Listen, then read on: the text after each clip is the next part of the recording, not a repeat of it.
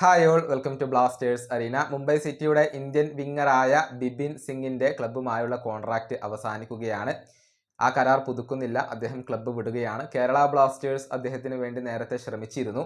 പക്ഷേ ഇപ്പോൾ ഈസ്റ്റ് ബംഗാൾ അദ്ദേഹത്തെ സ്വന്തമാക്കുന്നതിൻ്റെ തൊട്ടരികിലാണ്. ഈസ്റ്റ് ബംഗാളിലേക്ക് തന്നെയാണ് ബിപിൻ പോകുന്നത് എന്നത് ഏറെക്കുറെ ഉറപ്പായി കഴിഞ്ഞിട്ടുണ്ട്. അദ്ദേഹവുമായി ബന്ധപ്പെട്ട ഒരു അപ്ഡേറ്റ് ധനഞ്ജയ് നൽകിയിട്ടുണ്ട്.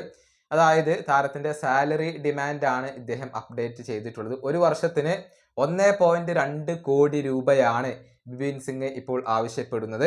അങ്ങനെ ഈ സാലറിയോട് കൂടിയുള്ള 2 വർഷത്തെ കരാറാണ് ഇപ്പോൾ താരം ആവശ്യപ്പെടുന്നത് എന്നാണ് ധനഞ്ജയ് റിപ്പോർട്ട് ചെയ്തിട്ടുള്ളത്.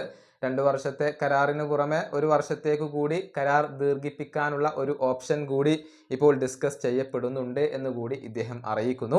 ഈസ്റ്റ് ബംഗാളാണ് താരത്തിന് വേണ്ടി ഇപ്പോൾ മുന്നിട്ട് നിൽക്കുന്നത്.